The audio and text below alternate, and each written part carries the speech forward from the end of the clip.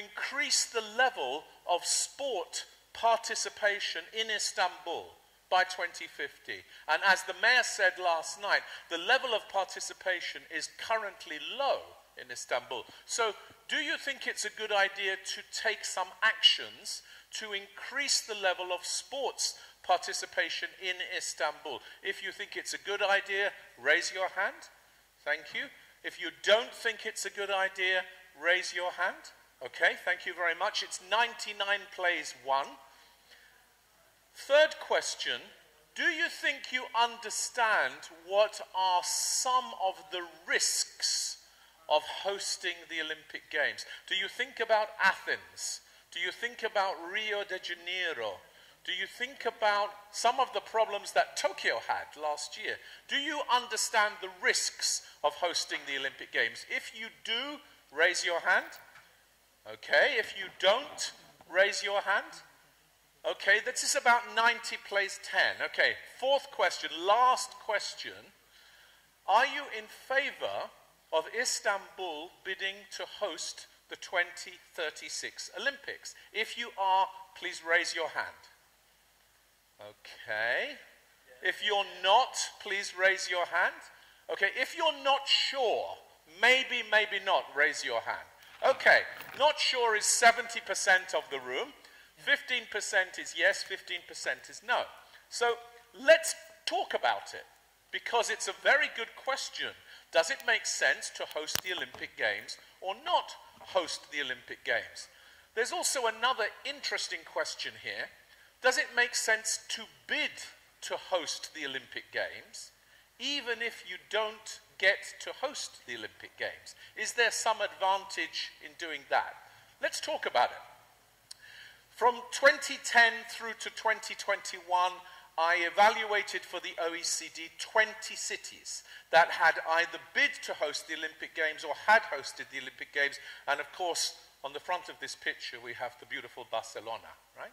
So this is an activity, the hosting of Olympic Games, the hosting of major events, expos, summits, World Cups, and all of these things, where Charles Landry made a very wonderful point. Is it a plan full of projects, or is the city itself a project? And the interesting thing about these big events is they're such a big project, they consume everything that the city does for the period that it does it. And one thing that's interesting when you think about the timeline of development of these mega events, we're now talking about World Cup, City of Culture, Expo, major summits, Olympic Games, many other kinds of games, is you can see that the number and the scale of them has been increasing, and increasingly these events are hosted by the cities that are in the global south, not just the cities that are in the global north.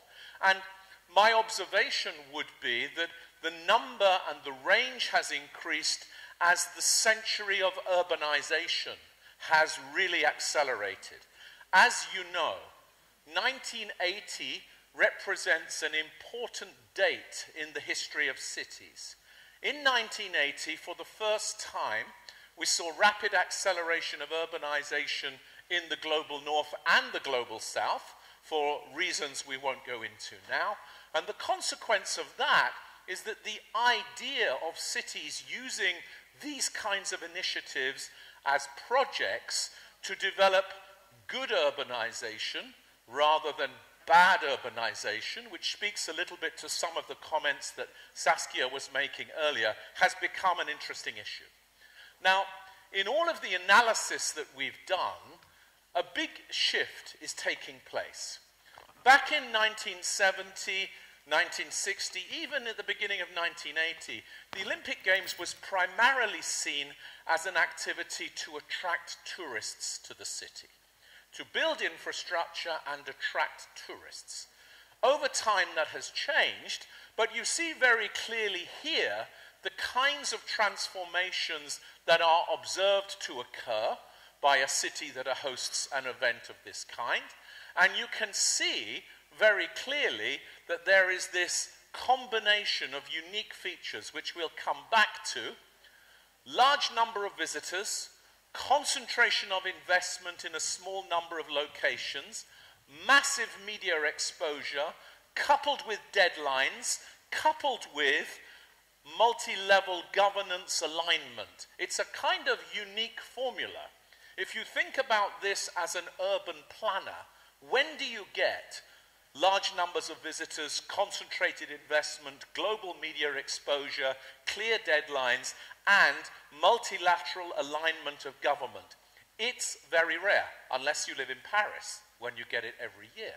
So it's an interesting thing that the global events and the strategic plans of cities have become kind of bedfellows.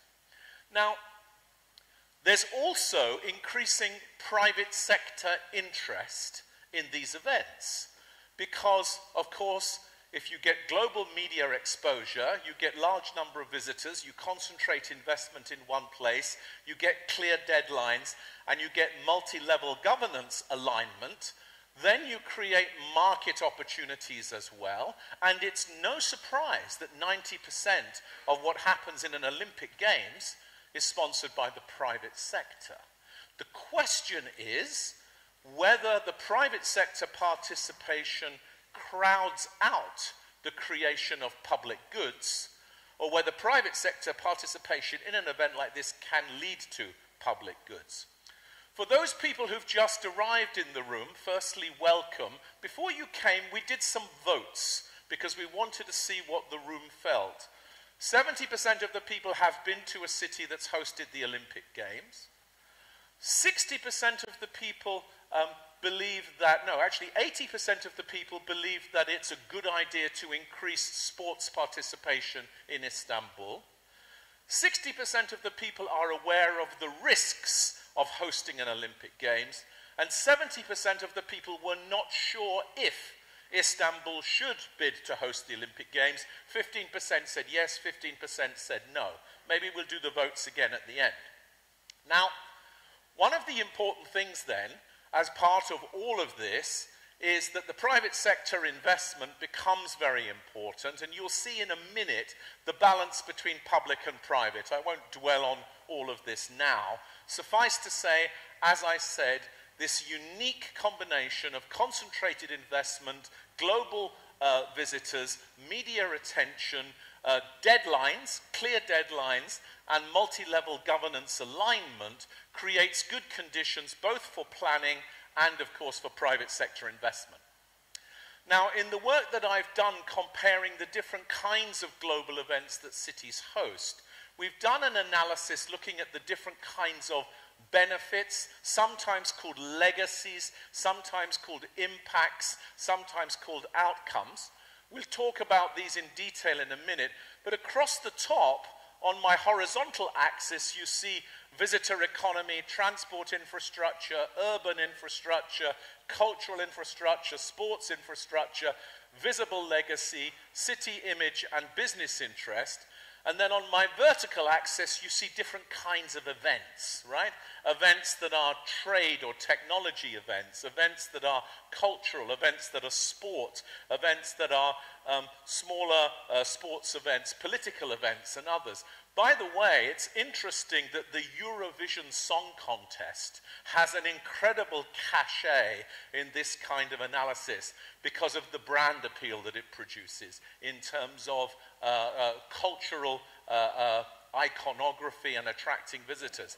But you can see the large sporting events, the Olympics, the World Cup, and others, clearly produce the largest amounts of benefits, and they also cost the largest amount of money. And there's no way to hide the importance of that. We'll say a little bit more about where the money comes from in a minute. You can also see, if you ask the question, what is the geography of benefit, that, to make it again very simple, the big boxes are beyond one city, in a metropolitan area, in a small nation, in a set of connected cities, in a big urban region. The medium-sized boxes are within the one city, and the smaller boxes are localized to a particular district. So if you're trying to develop an event that will align with and be a catalyst for a strategic plan, you choose an event that's going to have not a concentrated effect in one location, but a multiplicity of effects in lots of locations. So these things we can talk about. Now, there's been a very important history of evolution of thinking about these events, whether we're talking about FIFA, the IOC, the BEI, the other international organizations that regulate, organize, and dispose where the events go. Their thinking has really changed. And the thinking has been changing because of the pressure that comes from citizens, from media, and from national governments, that they need to find a new way of making these events work. So the big shift has been from, as I said at the beginning, thinking about these as really about tourism and infrastructure, to thinking of them much more in environmental and social terms, a much stronger focus on using them to renew, for example, environmental and energy infrastructure, which we'll see when we talk about Los Angeles in a minute. There's been a big shift towards participation and social capital as a key measure of outcome, and a very big shift towards what we might call local participation. So if you think about the Olympic Games, let's say, way back in time in Seoul, the Olympic Games in Seoul were very important in the urban restructuring of central Seoul, creating infrastructure and enabling Seoul, in a sense, to deal with its post-industrial legacy. But they didn't do very much for environmentalism or social participation, except that they decontaminated the land. So that was very useful. But this big shift has moved along, and in a sense, 1992 in Barcelona, as you know, was an important shift in the way people saw the Olympic Games. They realized, because of the vision of Pascal Maragall and the team who worked with him, that the Olympic Games didn't need to be primarily a sports project, although of course they are a sports project, but they could be a project to redefine and to reorientate a city. In the case of Barcelona in particular, the reclaiming of the post-industrial waterfront to create large public spaces, a visitor destination, and to reintroduce the city to the water in a certain kind of way.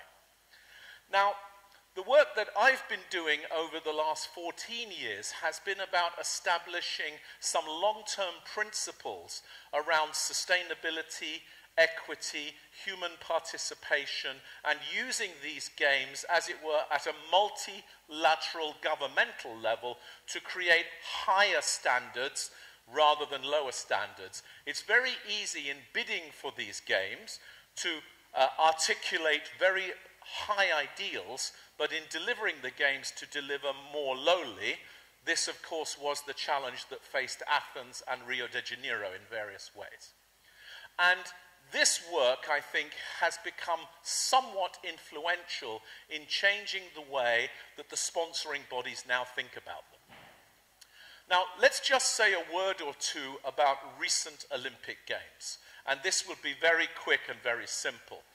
But in 1992, the Barcelona Games, as I just said, played a critical role not just in delivering certain infrastructures, in particular the ring road, the modernization of the port, the expansion of the airport, but the redevelopment of the waterfront from the post-industrial use to reintroduce the city. As those of you who know and love Barcelona like me know, the city and the waterfront were separated by the railway line.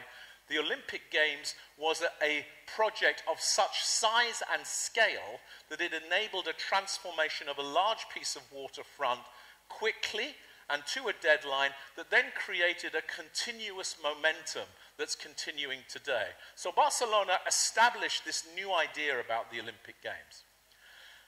The Olympic Games in Atlanta are largely described in the academic literature as a failure. And they're often seen as an example of using the Olympic Games as a kind of gentrification tool. Now, everybody must make their own mind up about this. What happened in Atlanta was a big area of urban redevelopment in the city center occurred.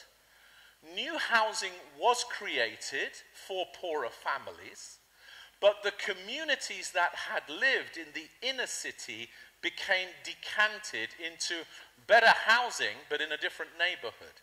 So many of these communities, African American communities in particular, lost their identity as a community of that place.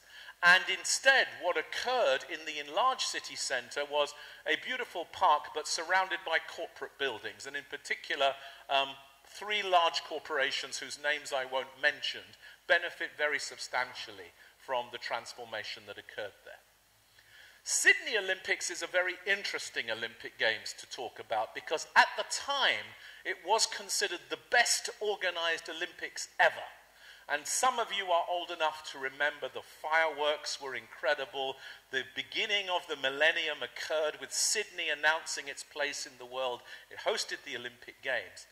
But it created an Olympic park at Macquarie Park, 20 kilometers from the downtown. And as soon as the Olympics were over, the park sort of was left alone. There was nothing there to happen.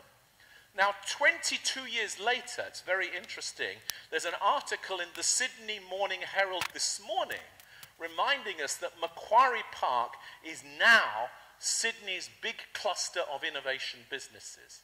So over a 22-year period, it went through a lull, and then it's really come back as a new destination, but partly because in the greater Sydney area, there's now not just a plan for the metropolis, but a plan for a cluster of 6 cities. So building upon what Saskia was saying earlier, this is a good example of how the Olympic Games did lead to the building, in a sense, of a new city, a new urban cluster, but now much better connected to the existing urban cluster, and one cluster in a mosaic of 10 or 12 new settlements. So this is an example of a city that moves from being monocentric to being polycentric via the Olympic Games, but taking 20 years to do so, right? Doesn't happen automatically. If we look at Beijing, of course, many of you know that for the Beijing Olympics, 6 subway lines were built. Purpose-built stadia were created. The whole purpose, in a sense, of the Beijing Olympics was to reintroduce China to the world. And it's important to remember that, like Spanish cities in the 90s, Chinese cities in the noughties, Brazilian cities in the teens, and then cities from the Middle East today, it's not one city hosting one event, but in a decade, 3 Spanish cities hosted the world, 2 Chinese cities hosted the world. We had 2 Brazilian cities hosting the world, and now we have in Dubai with the World Expo, in Qatar with the World Cup, with the G20 that happened in Riyadh, and of course with the World Urban Forum that happened in Abu Dhabi, 4 Middle Eastern cities at the same time hosting the world. So these things tend to come in waves.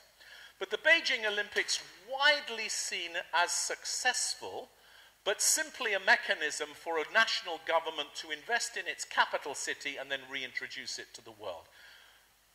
What your view is about the global experiment that we're witnessing of mass planned urbanization in China is for everybody to have their own opinion, but the Olympics in Beijing and the Expo in Shanghai certainly contributed to that acceleration. Now, in London in 2012, London is very proud of one thing. It's the only city to host the Olympics 3 times, if you don't include ancient Athens, okay? So hosted the Olympics 3 times, and on this occasion the idea was to move the economic geography of the city from the center to the east, creating, as it were, more capacity on the east side of the city through better infrastructure, including energy and environmental infrastructure.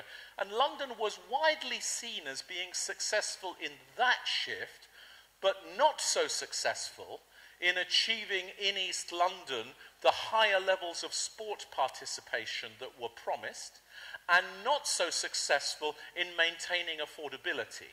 So the challenges that Saskia spoke about earlier of, if you like, the financialization of real estate and all of those other things, these are not prevented by an Olympic Games. What an Olympic Games perhaps can do is increase the real estate capacity, the investable capacity of the city, but it's not a mechanism for assuring that real estate will remain affordable. That requires other additional policies. Now, the Rio de Janeiro Olympics are widely regarded as having been a political failure, but having been something of an infrastructure success in the center city. I don't know how many of you know Rio de Janeiro.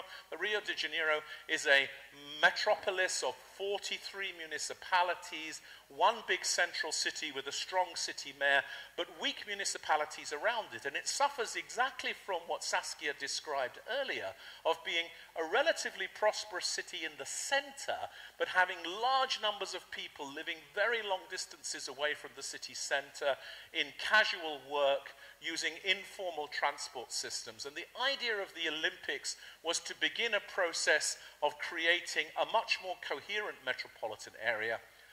It hasn't happened yet. Now, it might be it's a 20-year story, like in Sydney, but I don't think so. In Tokyo, of course, the challenge of the pandemic was very, very real. The Olympics were delayed by 1 year, as everybody knows. The Tokyo Olympics, though, were well executed, but they were overshadowed by the challenge of the pandemic. And so what Tokyo wanted to do was to remind the world that you can be a 36 million person city, but still have good urbanization. You can still be a city of 13 key townships. You can have a fantastic transport system. You can be part of a big urban region with Osaka that's over 50 million people, and all of the infrastructure, the environmental policies and everything else. Tokyo, I think, was very unlucky to have its Olympic Games during this period, because all we remember is it was delayed by 1 year. However, what Tokyo has done, which I think is very important, is to use the Olympic Games to tackle its demographic challenge, which is that it's an aging population that is not really in favor of immigration. And therefore, what it has done is to use the Olympic Games to boost its international student population, which is not insignificant in Tokyo. Where are we going next? To Paris. Now, Paris is going to be a fantastic Olympics, isn't it? And I think Paris has developed, not only as part of the 15-minute city idea that Carlos Moreno will speak about later, but a very strong proposition around social participation and around environmental protection. And I was reading again the plans of the Paris Olympics last night, a very clear idea to align the Olympic Games with the long-term plan of the Paris region, and to develop some really good exemplars of sustainability and social participation. In Los Angeles, the key focus is on what we might call the circularity of the Olympics, not building any new facilities if you don't have to, and using the existing facilities that Los Angeles has, trying to unite what is a very divided, very mixed, very diverse population. And at the same time, they promised to make the Los Angeles Olympics the first Olympics that are carbon neutral in terms of their energy. So that's an interesting step. And then Brisbane, as you can see, 2032. 2032, Brisbane is promising, with Southeast Queensland, to produce the first carbon positive Olympic Games. For the first time, the Olympic Games will save more carbon than they spend. This is the idea. And of course, when you start to think in these ways, you think very differently about mobility, about infrastructure, about construction, how you use what you already have, and everything else. Now, it's very obvious going through a list of this kind that if you want to be the city that hosts the Olympics in 2036, you've got some lessons to learn from these cities, and you've also got some history, in a sense, to build upon and to think about what is it that in 2036 we could do that would be different and additional and unique. Now, without going into all the science of this, it's a good idea to ask the question, what decides whether a city achieves its ambitions in terms of the Olympic impact and legacy, the benefits, or if they fail to achieve them. One obvious lesson, of course, is consensus, political support, participation. One of the reasons that Athens and Rio de Janeiro were less successful is because they did not maintain a political consensus. They didn't build one, and they didn't maintain one in favor of the Olympics. It was a political project, not a democratic project. I'm getting the message to wind up. The second thing is leadership, and the third thing, of course, is you have to plan everything for the day after the Olympics, not just for the Olympics. And cities that do this well have two planning teams. One that plans the Olympic Games, one that plans what happens next. So, we're going to get to the end, and I'm going to just skip the case studies, but you can take them in any way that you want to when the slides come to you. I'm going to take 2 more minutes. Is that okay? Yeah. So, 3 more. Sorry? Not 3, 2. Okay. What do we really know about Olympic Games and cities and strategic planning? We know that there's a whole series of tangible benefits of hosting an Olympic Games if you do it well.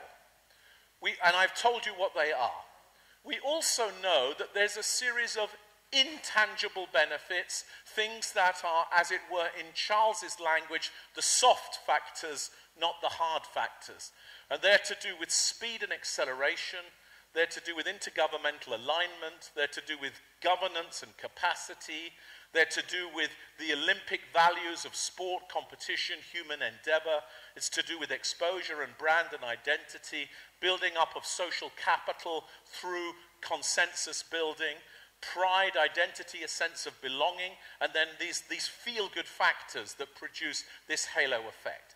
And I think what's very important when you think about a strategic plan is to think about how to achieve the intangible benefits as much as the tangible. I'll go now. There's a load of lists that we spoke of before. This is an important slide for you. If you build a consensus that Istanbul does want to bid to host the Olympic Games, you have to understand the competition. This is not something that will be given to Istanbul as a gift from the IOC. It's something that will be subject to a competition. These are the names of the cities that are considering bidding, including London and Madrid, who've both bid many times before, as you can see. So you have to be ready for that.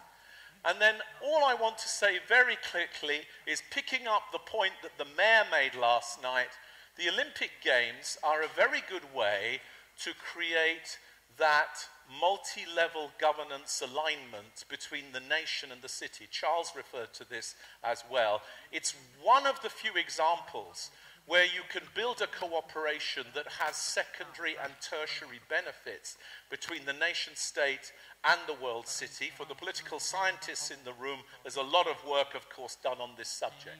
So maybe a bid for the 2036 Olympics could be the perfect catalyst for Istanbul 2050. Let's see. Thank you.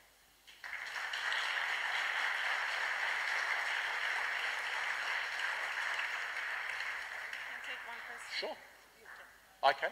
Okay, I'm allowed to take one question, and if it's going to be a question in Turkish, I'm going to have to put this on. So, is there one person who would like to ask a question? Madam, it's behind you. Yeah. Is it? First of all, thank you for the very eye-opening and enlightening presentation. I would like to ask about the private sector role to make these Olympic Games, actually, because as I understand and know that Olympic Games has a very big role to create opportunity for the cities. And as being a marketer, I am really curious about what should be a role for the private sector, because just to sustain the, let me say, the budget for a private sector can be a, let me say, catalyzer for the, to make the cities bigger. Yes, it's a very good question. And if you're interested in the role of the private sector, given that you have to also be careful about the risks, then probably there's 5 roles. Firstly, the IOC requires private sector to sponsor the Olympics. That pays for all of the sporting activities, and it pays for the investment in sport around the world. So 90% of the income is sponsorship. So you have to be able to win the sponsors. Secondly, private sector builds nearly all of the facilities, the infrastructures, the utilities, and everything else that happens. That's obviously a very important role. How that is financed and what level of public and private sector finance becomes key, and many new models are created to do this, including special levies, new kinds of PPPs, this kind of thing. The third thing, of course, is that private sector takes advantage in the huge number of visitors who come to your city. So for the hospitality sector, travel, tourism, these kinds of things, it's a kind of bonanza, if you know that language, which I think is quite important. The fourth one is obviously that the real estate community looks very carefully at an Olympic Games and says, how is this going to create new places, and how can we be a part of that? Strong planning policies are needed to manage that well, but it creates a whole cycle of investment and development. And then fifthly, of course, lots of new businesses grow in the areas where the Olympics is or the Olympics has been, particularly companies that are working with tech applications to move people around, or they're establishing merchandising or other kinds of things. So there is a big supply chain effect and an Olympic cluster effect, if you like, that can occur. But there are many papers written about this. Okay? Thank you very much. Thank you.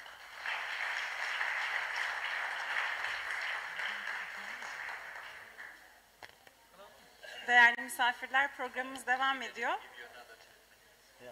Ekran görüntüsünü değiştirir misiniz? Şimdi sunumunu yapmak üzere Sayın Rana Onur'u sahneye davet ediyorum.